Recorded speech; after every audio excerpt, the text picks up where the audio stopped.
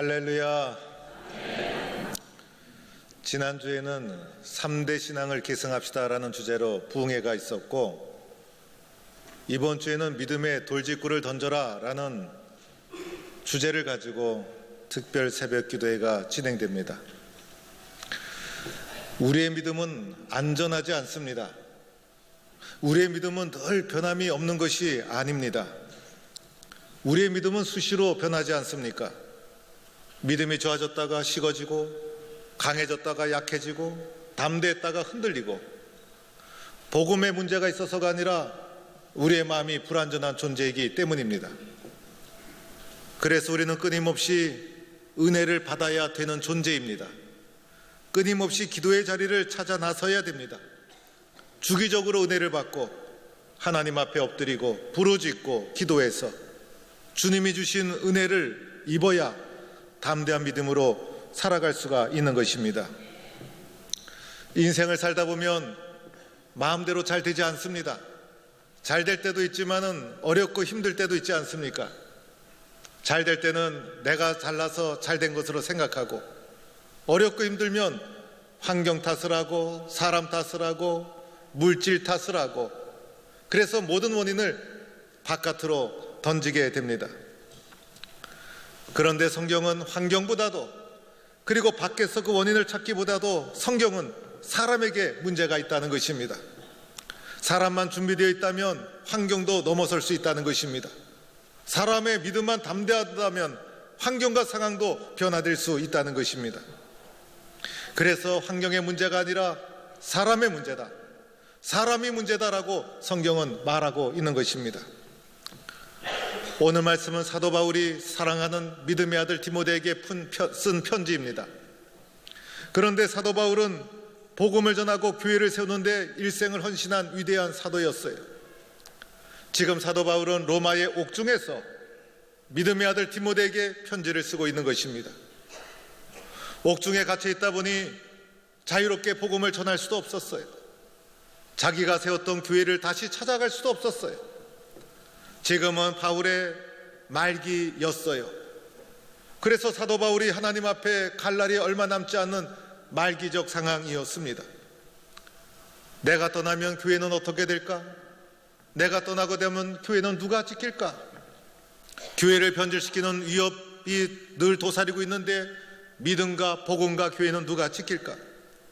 여러 가지로 염려하지 않을 수가 없었던 것입니다. 그런데 바울에게는 믿음의 아들 디모데가 있었어요. 바울의 후계자 디모데가 있었던 거예요. 그래서 디모데에게 교회에 대해서, 복음에 대해서, 사역에 대해서 애절한 마음으로, 간절한 마음으로 디모데전서, 디모데후서를 옥중에서 집필해서 보냈던 것이 디모데전서 후서가 되는 것입니다. 그러던 중에 오늘 디모데후서 4장 말씀, 사도 바울이 디모데에게 꼭 권면하고자 하는 간절하고 중요한 말씀이 오늘 읽은 말씀 중에 나오고 있습니다. 그 말씀은 바로 너는 말씀을 전파하라, 때를 얻든지 못 얻든지 항상 힘쓰라라는 말씀입니다. 이 말씀이 가장 핵심적인 말씀이었어요. 사도 바울이 가장 남기고 싶은 유언과 같은 말씀이었어요. 사도 바울의 심장 속에, 디모데의 심장에 꼭 심어주고 싶은 말씀이었어요. 믿음의 후배들이 꼭 따라줘야 될 애절한 말씀이 바로 이 말씀입니다. 너는 말씀을 전파하라, 때를 얻든지 못 얻든지 항상 힘쓰라. 이것이 바울의 사명이요, 교회가 해야 될 역할이요, 믿음을 이어갈 디모데에게 주신 바울의 간절한 말씀이라는 것입니다. 어떠한 일이 있어도 이것을 잊지 말아야 된다. 내가 믿음의 사도라면 말씀을 전파하는 것이 핵심이다. 교회의 본질적 사명이 말씀을 증거하는 것이다. 때를 얻든지 못 얻든지 항상 힘써야 한다. 이것을 강조하고 있는 것이에요. 오늘 2절 말씀에도 이렇게 나오죠. 범사에 오래 참음과 가르침으로 경책하며 경계하며 권하라. 이것도 말씀을 전파라는 말을 추가해서 설명하고 있는 거예요. 5절 말씀에도 너는 모든 일에 신중하며 고난을 받으며 전도자의 일을 하며 내 직무를 다하라. 이것도 전도하고 말씀을 전하라는 거예요. 그래서 오늘 말씀의 가장 핵심은 말씀을 전파하라. 때를 얻든지 못 얻든지 항상 힘쓰라. 이것이 바울의 심장 속에 있었던 뜨거운 사명, 이 사명을 디모데에게 전달해주고 있는 것입니다. 말씀을 왜 전파해야 합니까? 왜 말씀을 이렇게 다급하게 전파해야 합니까? 오늘 시대가 너무나 악하기 때문이었어요. 이 시대를 그냥 두면 안 된다는 거예요. 말씀이 없는 시대, 말씀이 없으면 이 시대가 타락해서 망할 수밖에 없다는 것이에요. 오늘 4장 2절 3절에도 그리고 3절 4절에도 오늘 이 시대에 대해서 설명하고 있죠. 오늘 이 시대를 어떻게 표현하고 있습니까? 바른 교훈, 건전한 교훈을 받지 아니한다는 거예요. 자기 욕심을 따라 살아간다는 거예요. 허탄한 이에게 귀를 기울인다는 거예요. 타락한 본성을 부추기면서 사람의 욕심과 욕망을 채우는 것에 사람이 쉽게 따라가고, 자기의 귀를 달콤하게 해주는 허탄한 말에 마음이 끌려가고, 그리고 욕심을 채우고 욕망을 채우는 이 타락한 시대를 보면서 오늘 이 시대야말로 말씀을 듣지 않으면 안 된다는 것입니다. 그런데 여러분, 과거에도 이랬는데 오늘날엔 더하지 않습니까? 오늘날에 우리가 살아가는 삶의 상황이 어떠합니까? 자기 욕심을 채우죠. 극도의 이기주의가 판을 치고 있죠. 허탄한 이에게 귀를 기울이죠. 바른 교훈, 건전한 교훈에 진리의 말씀에 사람들이 귀를 기울이지 않아요. 지금이야말로 하나님의 말씀이 필요한 시대라는 것이에요. 이런 시대가 계속 흘러가다 보면 결국은 어떻게 되겠습니까? 사람도 구원받지 못하고 이 시대도 소망이 없는 시대가 되고 만다는 거예요. 그래서 오늘이야말로 말씀이 필요한 시대, 말씀이 없으면 이 시대를 바로 잡을 수가 없고, 말씀이 없으면 사람을 바로 세울 수가 없다는 것이에요. 세상을 바꾸려면 사람이 변해야 되죠. 사람은 오직 하나님의 말씀으로 변화될 수가 있는 거예요. 환경과 상황보다 더 중요한 것은 사람이에요. 그런데 그 사람을 바꿀 수 있는 것은 하나님의 말씀. 그래서 하나님의 말씀만이 사람을 바꾸고 하나님의 말씀만이 시대를 바꿀 수가 있다는 거예요. 말씀이 없는 이 타락한 시대를 그냥 두면 어떡하겠어요? 무슨 소망이 있겠어요? 그래서 오늘이야말로 참으로 하나님의 말씀이 필요한 시대라는 것입니다. 하나님의 말씀이 사람의 운명을 결정하고 시대를 결정해요. 세상의 모든 사람들에게는 하나님의 말씀이 필요한 거예요. 모든 사람은 하나님의 말씀을 들어야 되는 것이에요. 그래서 안타까운 심정으로, 절박한 심정으로 때를 얻든지 못 얻든지 항상 힘쓰라, 말씀을 전파하는 일에 항상 힘쓰라, 이렇게 사도 바울이 호소하고 있다는 것입니다. 오늘 4장 1절에 보면 사도 바울의 절박한 심정이 또 표현되어 있죠. 사도 바울이 디모데에게 디모데야 너는 말씀을 전파하라 라고 하면서 자신의 이름으로 권면하고 있지 않다는 거예요. 1절 말씀해 보니 하나님 아까 살아있는 자와 죽은 자를 심판하실 그리스도 예수 앞에서, 즉 사도 바울이 이러한 말씀을 전파하라는 권면을 하면서 하나님과 예수님의 이름으로 권면하고 있다는 거예요. 그리고 뭐라고 말합니까? 엄히 명하노니, 마치 군대에서 상관이 부하에게 명령하듯이 엄히 명하노니라고 명령하고 있다는 거예요. 개인의 호소가 아니라는 거예요. 개인의 주장이 아니라는 거예요. 이것이 예수 그리스도의 십자가의 마음이고 하나님의 뜻이라는 것이에요. 그래서 절박한 심정으로 하나님의 이름으로, 예수님의 이름으로, 그리고 엄히 명하노니라는 말씀을 통해서 말씀을 전파하라, 때를 얻든지 못 얻든지 항상 힘쓰라, 절박하게 호소하고 있는 바울의 마음을 보게 됩니다. 축구 선수는 골을 잘 넣어야 훌륭한 선수고, 야구 선수는 공을 잘 던지든지 잘 쳐야 합니다. 성악가는 노래를 잘해야 되고, 악기를 다루는 자는 악기를 잘 다루어야 훌륭한 연주가가 되는 것입니다. 연구하는 사람은 연구를 잘해야 합니다. 마찬가지로 예수 믿는 사람은 때를 가리지 않고 말씀을 잘 전파해야 훌륭한 사람이 될 수가 있다는 것입니다. 지난주 월요일 날 총회 출판 기념회 행사가 있어서 참여했다가 제 옆에 장로회 신학대학교 교회사 교수인 이미국 교수님이 앉아 계셨어요.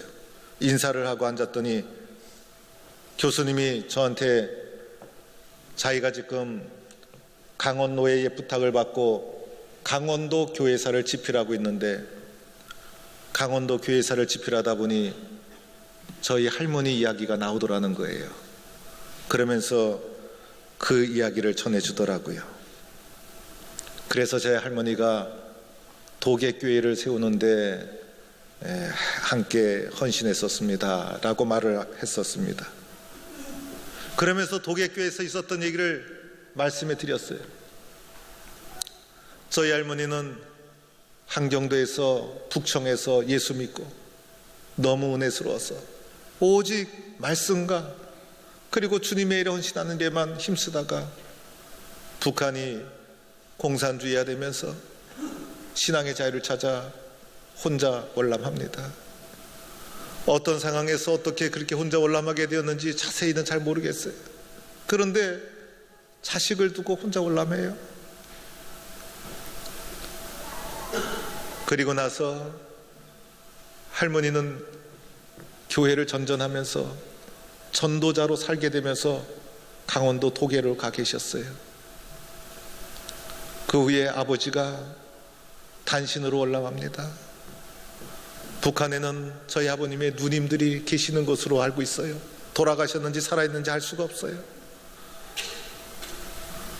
이산가족 신청하라 그래도 저희 아버님은 안 해요. 내가 실종된 것으로 알고 있는데 월남에서 목사가 된 것을 알면 북에 있는 가족들이 편하지 못하다. 그래서 차라리 가슴에 묻고 살겠다 이러시면서 이산가족 상봉 신청하려도 안 하십니다. 혼자 월남하셔서 서울에 아는 친척을 찾아갔더니 어머니가 경상도인지 강원도인지 그쪽으로 가셨다는 말을 듣고 어머니를 찾아서 어린 아들이 혼자 찾아 헤맵니다. 이 마을 저 마을 이 도시 저 도시 가다가 어느 날 강원도 도계를 가게 되었어요. 도계 가는 날 보니 장날이었어요. 장날에 이것저것 구경하다 보니 저쪽에 사람들이 모여있는데 가보니까 먼저 월남하신 어머니가 사과 갯짝 위에 올라가서 장터에서 말씀을 들고 전도를 하고 있더라는 거예요. 말씀을 전하다가 부자가 상봉했어요. 장터에서. 그래서 먼저 월남하신 어머니와 아들이 장터에서 만났는데 많은 사람들이 저 전도사님 그렇게 착한 일 하다가 전도만 하다가 말씀을 전하다가 복을 받았다고 박수를 치고 사람들이 다 즐거워했다는 거예요. 말씀을 전하다 보면 하나님께서 놀라운 은혜와 복을 내려주실 줄로 믿습니다. 때를 얻든지 못 얻든지 말씀을 전파하라. 어떻게 해야 합니까? 사람을 가리지 말아야 돼요. 사람을 가리지 말아야 돼요. 때로는 그 사람의 인상을 보고 때로는 그 사람의 배경을 보고 머뭇거릴 때가 있어요. 때로는 많이 배운 사람에게 예수가 필요해요. 때로는요 예수 믿는 것을 거부하는 강팍한 영혼이 예수 믿으면 진짜 믿어요. 때로는 예수 믿을 것 같지 않은 무시무시하게 생긴 사람이 예수 믿을 수도 있어요. 예수 믿는 사람 다 잘생긴 사람이 아니잖아요. 운동선수 중에는 우락부락한 사람들이 예수를 또 잘 믿더라고요. 외모와 관계가 없어요. 생긴 것과 관계가 없어요. 모든 사람은 예수를 믿어야 되는 거예요. 그 중에서도 나와 가까운 사람, 내와 관계된 사람, 내 가족, 내 친척, 내 친구, 나를 통해 복음이 흘러가야 되잖아요. 나를 통해 그 사람들이 예수 믿어야 되잖아요. 내가 동북교에서 예수 믿는 사람인데 내가 전도하기도 전에 내가 사랑하는 가족을 다른 사람이 전도하면 부끄럽잖아요. 나와 관계된 사람은 내가 전도한다. 나와 친한 사람은 내가 전도한다. 예수님이 전도하라고 붙여주었구나. 이렇게 사람을 가리지 말아야 되는 것이에요. 때를 얻든지 못 얻든지는 시간을 따지지 말아야 돼요. 미루지 말라는 거예요. 내일로 미루다 보면 전도할 수가 없어요. 내년에 해야지 전도 못해요. 언젠가는 믿겠지 전도하지 못해요. 오늘 지금이 아니면 저 사람 예수 믿지 못할 수도 있다. 다급한 심정. 오늘 바울의 심정이 그런 다급한 심정이었어요. 마지막 기회다. 얼마 남지 않았다. 오늘 말씀에도 1절 말씀 이렇게 말씀하고 있잖아요. 예수 앞에서 그가 나타나실 걸까? 예수님께서 곧 나타나실 거라고 믿었던 거예요. 주님 오실 날이 다가왔는데 기회가 없다는 거예요. 주님 오실 날이 다가왔는데 지금 놓치면 큰일 난다는 거예요. 이런 다급한 심정, 이런 간절한 마음이 우리 속에 있어야 된다는 것이에요. 때를 얻든지 못 얻든지 무엇을 말합니까? 장소를 가리지 말라는 거예요. 그것이 시장이든 일터든 장터든 관계가 없어요. 장소에 구애받지 말고 환경에 구애받지 말고 너는 말씀을 전파하라.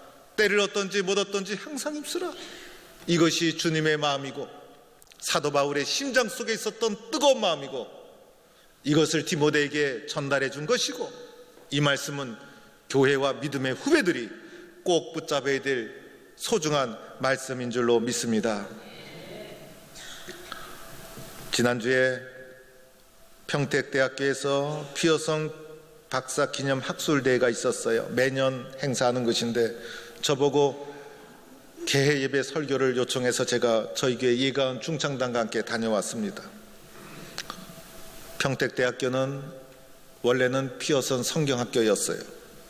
서울의 강화문에 있었던 학교였는데 1980년에 평택으로 이전하면서 학교 이름도 바꾸고 지금은 종합대학으로 발전되어 있어요. 그 교회 설립자인 피어선 박사, 그분을 기념해서 매년 학술대회를 합니다. 그래서 여러 교수들, 국내외 교수들이 와서 나름대로 논문을 발표하게 됩니다.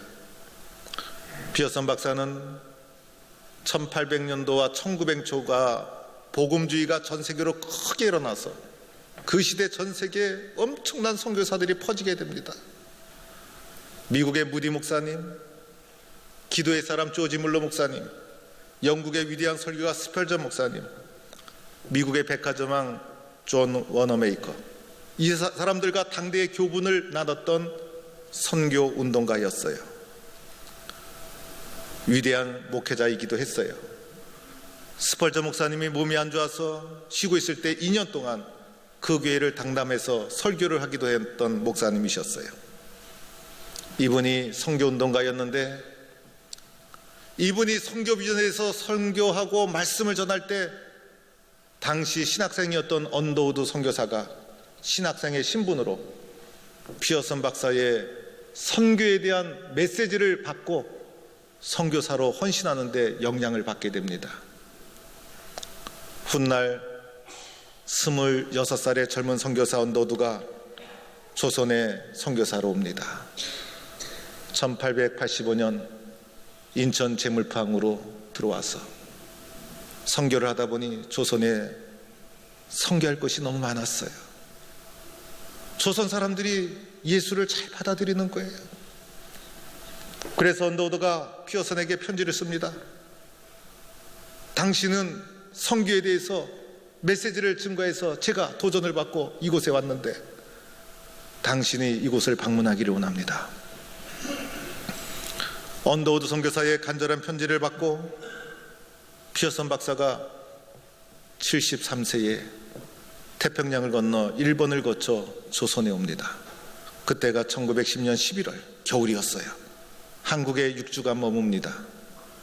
6주간 머물면서 한국의 선교사 언더우드 하펜젤러, 게일 마페 등과 만나서 선교 현황을 둘러보고 선교 정책을 논의하고 결론은 조선에 성경학교가 필요하다. 이렇게 수많은 영혼 말씀 위에 세워야 된다. 조선을 성경으로 변화시켜야 된다. 지금 조선에 가장 필요한 것은 성경학교다. 수많은 사람들이 예수를 믿는데 바르게 인도할 성경학교가 필요하다. 결론을 내리고 돌아가게 됩니다. 이때 그의 나이 73세. 오늘날에는 70 쉽게 넘어요. 당시에는 70까지 살기도 어려웠던 시대.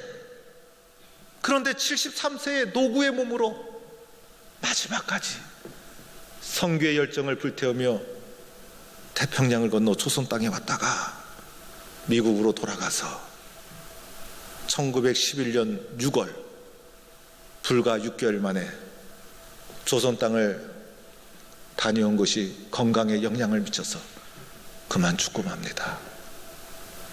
뜻을 이루지 못하고 기획한 것을 추진하지 못하고 먼저 세상을 떠납니다. 노구의 몸으로 끝까지 세계 선교를 위해서 말씀을 증거하기 위해서 하나님이 주신 비전 앞에 순종했던 사람이었어.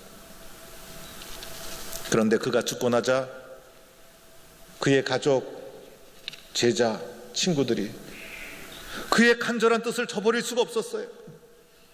모금을 하고 그리고 캠페인을 하고 불과 1년 만에 모금이 잘 되어서 1912년도에 서울 강화문에 성경학교를 세우게 되는데 그것을 피어선의 이름을 따서 피어선 기념 성경학교라고 이름을 부르게 되었습니다. 사랑하는 성도 여러분, 우리는 말씀 앞에 겸손해야 합니다. 말씀 앞에 순종해야 합니다. 말씀을 전파하는 일에 최선을 다해야 합니다. 이것이 교회의 사명이요 우리의 사명입니다. 말씀이 없는 교회, 말씀을 전파하지 않는 교회, 말씀에 대한 간절함이 없는 성도, 신앙이 죽어 있는 거예요. 능력이 없는 거예요. 그러나 주님, 말씀이 나를 살립니다. 말씀이 나를 가르쳐야 합니다. 우리는 말씀을 증거해야 합니다.